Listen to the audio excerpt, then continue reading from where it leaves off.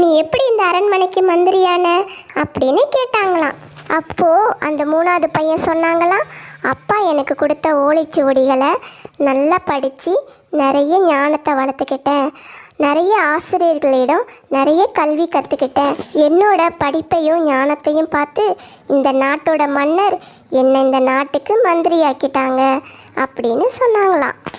அப்போ தான் இந்த அண்ணன்களுக்கு புரிஞ்சிச்சான், பணம் நகை தான் பெருசுன்னு நினச்சோம், இவன் ஓலைச்சுவடியை வச்சுட்டு என்ன செய்ய போகிறான்னு நினச்சேன்.